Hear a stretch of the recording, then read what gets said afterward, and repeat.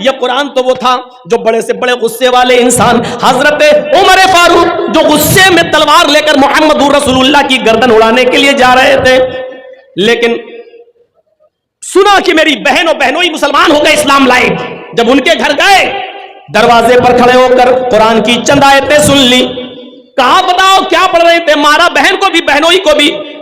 जब बता दिया गया कि हाँ कुरान पढ़ रहे थे और हम इससे बदल नहीं सकते, हम इसको छोड़ नहीं सकते, तब हजरत उमर ने कहा अच्छा मुझे भी सुनाओ ये क्या है जो इसको पढ़ लेता है, सुन लेता है, फिर छोड़ने का नाम नहीं लेता। चंद आयतें कुरान की सुनी, एक आयत दो आयत मुश्किल से 3 आयतें ही पढ़ी थी और उमर फारूक ने 3 आयतें ही सुनी थी। चीख पड़े, नहीं नहीं ये कुरान किसी इंसान का कलाम नहीं हो सकता, ये कुरान किसी इंसान का कलाम नहीं हो सकता है। आए मेरी बहन, आए मेरे बहनोई, मुझे भी उस जात के पास ले चलो जिसके ऊपर ये कुरान नाजिल हुआ है, यानी मोहम्मद रसूलुल्लाह सल्लल्लाहु अलैहि वसल्लम के पास लेकर चलो। जब हजरत उमर को नबी अकरम के पास लाया गया तो यही उमर कुरान की चंद आयतें सुनकर मोहम्मद रसूलुल्लाह के हाथ पर बैठ करके इस्लाम ले आते हैं। कुरान की चंद आयतें कोई सुन लेता था, दिल की दुनिया बदल जाती थी। आज क्या हो गया हमें? हम कुरान सुनते हैं लेकिन हमारी दिल की दुनिया नहीं बदलती है। यही कुरान है। अब्दुल्लाह जुल बजादैन जंगल में बकरियां चरा रहा है और मोहम्मद रसूलुल्लाह पर ईमान लाने वाले सहाबा भी जंगल में बकरियां चरा रहे हैं। हाँ, बकरियां चरा रहे हैं। बकरियां चराते जाते और सहाबा कुरान की आयतें गुनगुनाते जाते। बकरियां चरा रहे हैं और कुरान की तिलावत जोर जोर से करते जा रहे हैं, जंगल में पढ़ते जा रहे हैं। अब्दुल्लाह जुल बजादैन जो पक्का काफिर है, उसके कानों में कुरान की आवाज टकराती है। सहाबा को कुरान पढ़ते हुए देखता है तो कान लगाकर सुनने लगता है। अभी उसने चंद आयतें ही सुनी थी, जंगल में बकरियां चराते हुए चंद आयतें ही सुनी थी कि वो फौरन अपनी बकरियां लेकर वापस आता है और अपने चचा से कहता है, अरे चचा इन बकरियों को पकड़ो, अब मैं इन बकरियों को नहीं चराऊंगा और आपकी गुलामी से आजादी चाहता हूं, इसलिए कि आज हमने एक ऐसी किताब सुनी है, आज ऐसी आयतें सुनी है, आज ऐसा कलाम सुना है जो किसी इंसान का कलाम नहीं हो सकता है। अब्दुल उज्जा को, ये अब्दुल उज्जा नाम है अभी इनका, ये काफिर थे। अभी जब कुरान की चंद आयतें सुनने के बाद अपने चचा के पास गए तो कहा अपनी बकरियां लो। चचा ने कहा क्यों, क्या बात? अब मैं इस्लाम लाऊंगा। चचा ने कुर्ता उतरवा लिया, लुंगी उतरवा दी, गंजी उतरवा दी, जूते तक उतरवा दिए, बिल्कुल बरहना कर दिया, नंगा कर दिया और फरमाया जब तुम हमारे नहीं रहे, इस्लाम लाना चाहते हो, कुरान पर अमल करना चाहते हो, कुरान पर ईमान लाना चाहते हो, तो मैंने जो कुछ दिया सब कुछ वापस करो। कुर्ता उतार दिया, जूते उतार दिए, गंजी उतार दी, जो कुछ अमामा सब उतार दिया, सिर्फ लुंगी रह गई। कहा चचा जान सिर्फ इतनी इजाजत दे दो कि मैं अपने घर जाऊं और अपनी मां से कपड़ा ले लूं, उसको हम लपेट लें और आपकी लुंगी हम आकर वापस कर दें। चचा कहता है नहीं, इतनी देर की भी इजाजत नहीं दूंगा कि तुम अपने घर जाओ। अगर तुम इस्लाम पर अमल करते हो, कुरान पर ईमान लाना चाहते हो, तो तुम्हें लुंगी अभी उतारना पड़ेगी। थोड़ी देर के लिए अब्दुल उज्जा ने सोचा अगर लुंगी उतार दूंगा तो बिल्कुल वैसे हो जाऊंगा जैसे कोई जानवर, भेड़ बकरी। फिर सोचा जब ईमान ले ही आया हूं, कलमा पढ़ने के लिए तैयार हूं, तो ये कुर्बानी भी दे देना चाहिए। अपनी लुंगी उतारी और फेंक दिया अपने चचा के मुंह पर और चचा के घर से अपने घर तक बरहाना नंगा। कमा वलदत उम्मुहा, जैसे उसकी मां ने उसे आज ही पैदा किया हो। उस जालिम चचा ने लुंगी तक छीन ली और अपने चचा के घर से अपने घर तक जब आया तो बिल्कुल बरहाना और नंगा आया। रास्ते में लोगों ने उसको टोका, आए अब्दुल उज्जा ये क्या हो गया? और अब्दुल उज्जा कहता है अब मैं मोमिन हूं, अब मैं मोमिन हूं। कैसा लग रहा है ये जुमला? अब मैं मोमिन हूं, यानी सारी चीजें उतारती, अब मैं मोमिन हूं, यानी ईमान कुर्बानी मांग रहा है। मैंने अपने कपड़ों की, जूते की, गंजी की, यहां तक कि लुंगी तक की कुर्बानी दे दी क्योंकि अब मैं मोमिन हूं।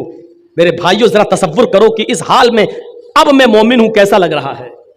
आप तो अपनी नींद की कुर्बानी देकर मस्जिद में नहीं आ सकते हो।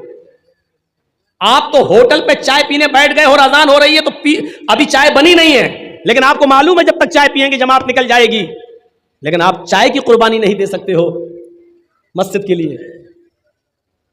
अजान की आवाज सुनकर हम मस्जिद की तरफ नहीं आ सकते हैं। हम दुकान पे बैठे हैं और अजान की आवाज आ रही है, हम दुकान की कुर्बानी नहीं दे सकते हैं।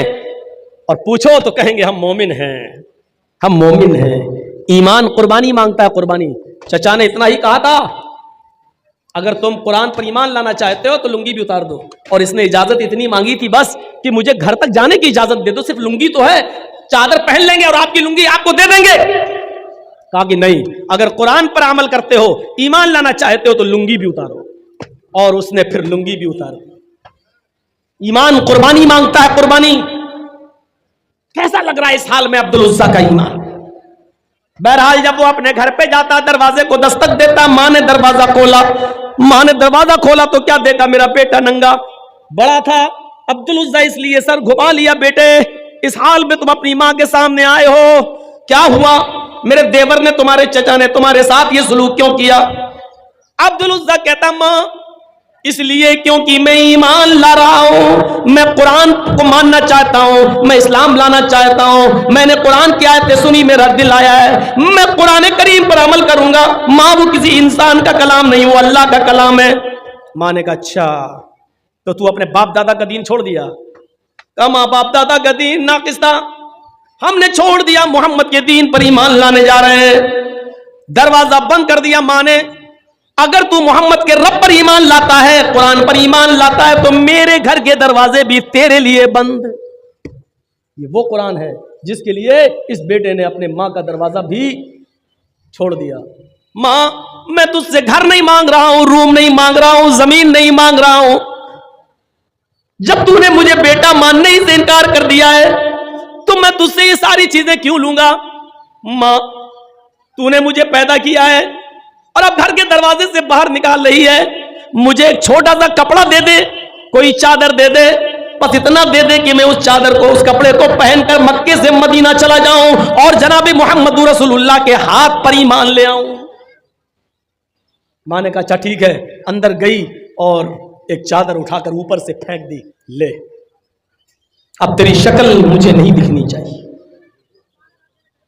यह है कुरान पर ईमान, अपने घर की भी कुर्बानी। अब कोई घोड़ा नहीं है, कोई ऊंट नहीं है, कोई चीज नहीं है, चादर के 2 टुकड़े कर दिए। जो मां ने चादर फेंकी उसके 2 टुकड़े कर दिए, एक टुकड़ा पहन लिया और दूसरा टुकड़ा ऊपर डाल लिया और चल दिया मक्के से मदीना। जिन लोगों ने हज या उम्रा किया होगा वो अच्छी तरीके से जानते होंगे, कोई तकरीबन 400 किलोमीटर की दूर। तसव्वुर कीजिए आप, अब्दुल उज़्ज़ा के पास घोड़ा भी नहीं है, ऊंट भी नहीं है और मक्के से मदीना पैदल चल रहा है। जहां थक जाता ऊपर की चादर जमीन पे बिछा लेता, बैठ जाता, जहां नींद आती उसी जगह सो जाता। थोड़ा बहुत सत्तू जो लेके आया था वही खाता जा रहा है, पानी जहां मिल जाता पी लेता। रात का सफर, दिन का सफर, रात का सफर, दिन का सफर। चंद दिनों के सफर करने के बाद मदीना पहुंचता है। फजर की नमाज का वक्त है, मस्जिद नबवी में घुस जाता है और मिंबर के पास चुपके से उसी चादर को ओढ़कर बैठ जाता है। अल्लाह के नबी सल्लल्लाहु अलैहि वसल्लम नमाज पढ़ाने के लिए फजर की जब आते हैं, मिंबर के पास छुपे हुए, चुपके से बैठे हुए इस आदमी पे